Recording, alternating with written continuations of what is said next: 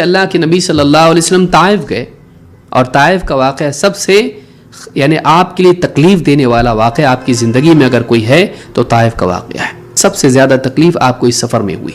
حضرت عائشہ نے پوچھا اللہ کے رسول احد کے دن سے بھاری کوئی دن آپ پر گزرا ہے؟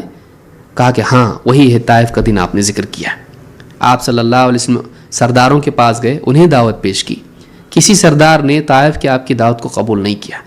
نہ صرف یہ کہ آپ کی دعوت قبول نہیں کی بلکہ آپ کے پیچھے بدمعاش قسم کے لڑکوں کو لگا دیا کہ آپ کو ستائیں, آپ کا مذاق اڑائیں, آپ کو پتھر ماریں, آپ کو برے برے لقب دیں, کوئی شاعر, کوئی مجنون, کوئی کچھ اور. آپ صلی اللہ علیہ وسلم کو اتنا ستایا کہ آپ یعنی گویا کہ بے ہوشی کی حالت میں چلتے رہے. آپ کو ہوش نہیں تھا کہاں جا رہے ہیں. یہاں تک کہ ایک جگہ آپ جا کر رک گئے, قرن الثعالب, وہاں رک گئے آپ. اللہ تعالیٰ نے وہاں پر جب آپ کو چین آیا, کچھ سب پیچھا چھوڑا ان لوگوں نے آپ کا, تو وہاں پر آپ بہت تکلیف کی حالت میں تھے, بہت دکھ کی حالت میں تھے.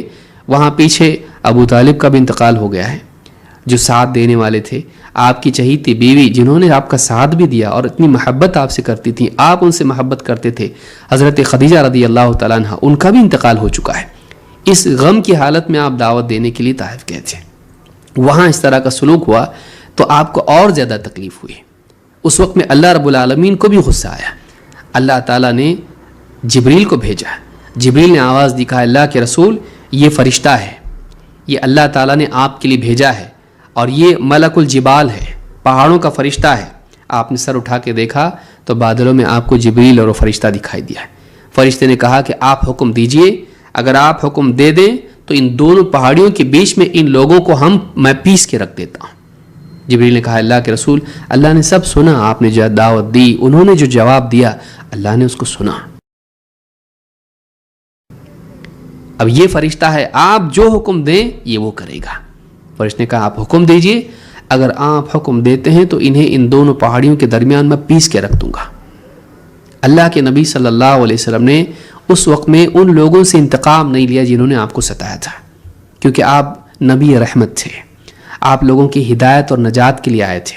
آپ اس لیے نہیں آئے تھے کہ لوگوں کو عذاب کے لیے اور لوگوں کے اوپر لعنتیں کریں, انہیں آپ جہنم تک پہنچا دیں, اس لیے آپ نہیں آئے تھے. آپ جہنم سے بچانے کے لیے آئے تھے. آپ صلی اللہ علیہ وسلم نے فرمایا بل ارجو ان یخرج اللہ من اصلابہم من یعبد اللہ وحدہ لا یشرک بہ شیئا.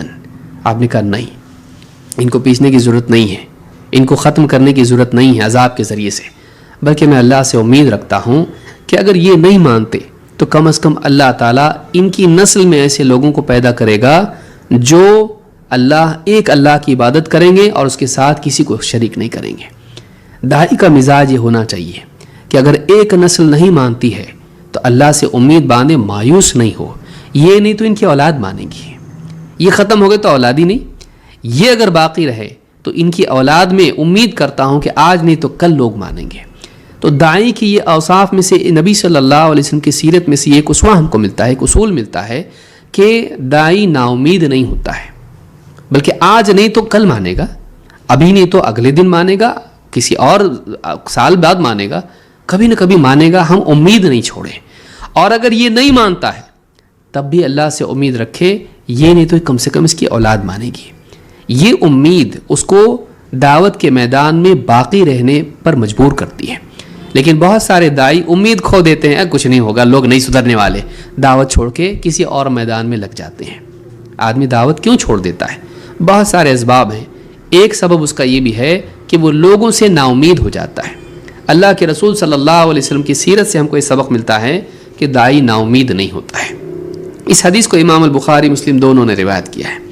اسی طرح سے آپ صلی اللہ علیہ وسلم کے ہاں ایک خادم تھا, یہودی غلام تھا, لڑکا تھا, وہ آپ کی خدمت کرتا تھا. بیمار پڑ گیا, اللہ کے رسول صلی اللہ علیہ وسلم خود اس کی عیادت کے لیے گئے. فأتاه النبی صلی اللہ علیہ وسلم یعودہ فقعد عند رأسہ. آپ اس کے پاس گئے, اس کے سرانے جا کر بیٹھ گئے. فقال له اسلم. آپ نے اس سے کہا اسلام لاؤ, اسلام قبول کرو. فنظر الى ابیہ وهو عنده. اس کا باپ بھی سامنے تھا, باپ کو دیکھنے لگا, باپ کیا کہتا ہے. فقال له اطع ابا القاسم. باپ نے کہا ابو القاسم جو بات کہہ رہے ہیں, یعنی محمد صلی اللہ علیہ وسلم کی کنیت ہے ابو القاسم, ابو القاسم جو کہہ رہے ہیں مان لو اس کو. فاسلم. اس نوجوان نے اسلام قبول کر لیا, اس لڑکے نے اسلام قبول کر لیا. فخرج النبی صلی اللہ علیہ وسلم یقول الحمد للہ الذی انقذہ من النار. آپ کی زبان پر جو الفاظ تھے وہ کیا تھے کہ تمام تعریف اللہ کے لیے ہے جس نے اسے آگ سے بچا لیا. غور کیجیے، آپ نے یہ نہیں کہا کتنا زبردست میں نے کیا، بلکہ کس کی طرف نسبت کی؟ اللہ کی طرف. یہ بھی ایک اصول ہم کو ملتا ہے. اس میں ایک اصول تو یہ ہے کہ جنہوں نے دنیاوی اعتبار سے ہمارے ساتھ کچھ بھلائی کی ہو، خدمت کی ہے، جو بھی کیا ہے، ہم اکثر اوقات کیا کرتے ہیں؟ ان کو دین کی دعوت نہیں دیتے. اسی طرح سے کفر میں، شرک میں، گناہوں میں پڑے رہتے ہیں. ہم کبھی ان کی ہدایت کی فکر نہیں کرتے ہیں.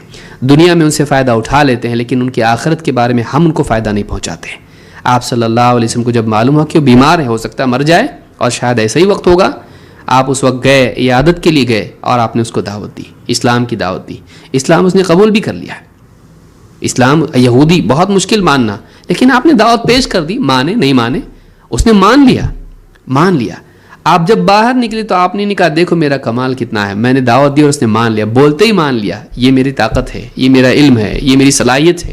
نہیں، بلکہ آپ نے پورا انتساب اللہ کی طرف کیا.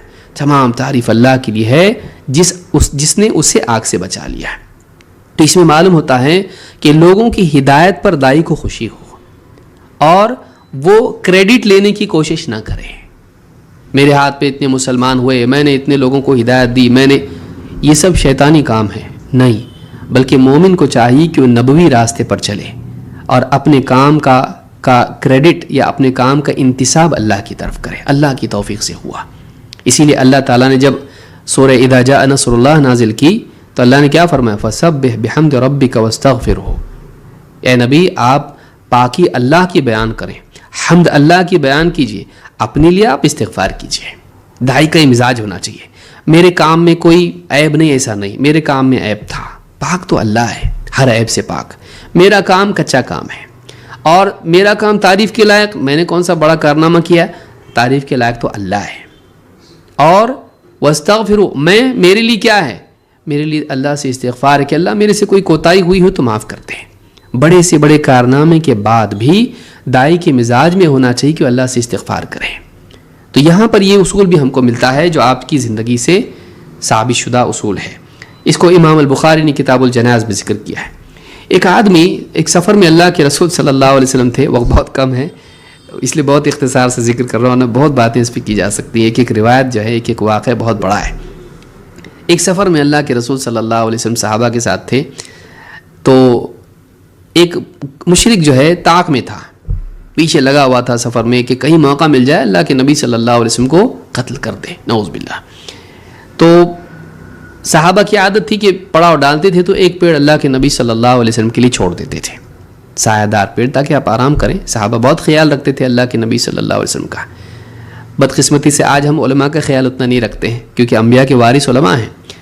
تو آپ صلی اللہ علیہ وسلم کا صحابہ خیال رکھتے تھے.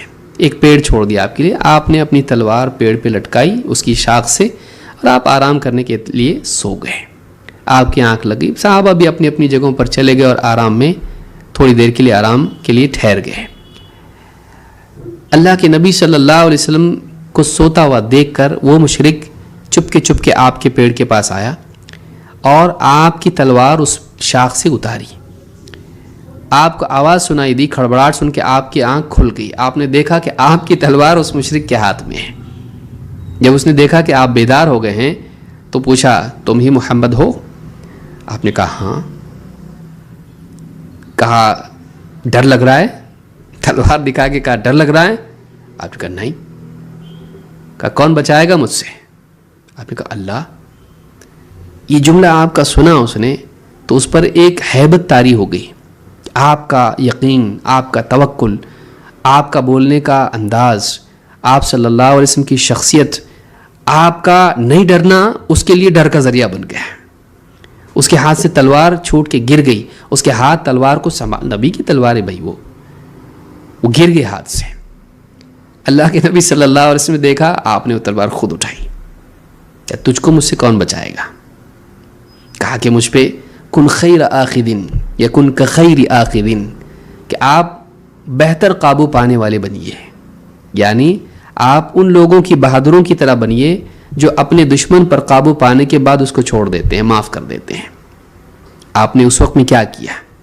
آپ نے اس سے پوچھا کہ اس بات کی گواہی دے گا کہ اللہ کے سوا کوئی عبادت کے لائق نہیں میں اور اللہ کا رسول ہوں، لا الہ الا اللہ محمد رسول اللہ، اس کی گواہی دے گا؟ کہ نہیں، لیکن اس بات کا وعدہ کرتا ہوں کہ میں آپ کے خلاف کبھی جنگ میں شریک نہیں ہوں گا، میں آپ کے خلاف کبھی لڑوں گا نہیں، اور اگر کوئی آپ کے خلاف لڑتا ہے تو میں اس کا ساتھ بھی نہیں دوں گا۔ آپ نے اس کو کہا جا، چھوڑ دیا اس کو۔ وہ آدمی خوشی خوشی اپنے قبیلے میں گیا، اور حالانکہ سارے صحابہ جمع ہیں اور چاہتے تو اس کو ادھر ہی اس کے چیتھڑے اڑا دیتے، نبی کے ساتھ اساسینیشن کی کوشش کرتا ہے۔ آج بھی کوئی بڑے حاکم کے ساتھ کرے، کیا کریں گے؟ چھوڑیں گے اس کو؟ گھر پہ جاؤ، اس کو تو قید کر دیں گے، معلوم نہیں وہ زندگی بھر سڑتا پڑا رہے وہاں پر۔ لیکن اللہ کے نبی صلی اللہ علیہ وسلم نے سارے صحابہ کی موجودگی میں کہا کہ جا سکتا ہے، وہ کچھ نہیں کہا آپ نے اس کو۔ وہ آدمی اپنے قبیلے میں جا کے لوگوں سے کہنے لگا دیکھو آج میں ایسے انسان کے پاس سے آیا ہوں جو پوری زمین پر جتنے بھی لوگ ہیں ان میں سب سے بہترین انسان ہے۔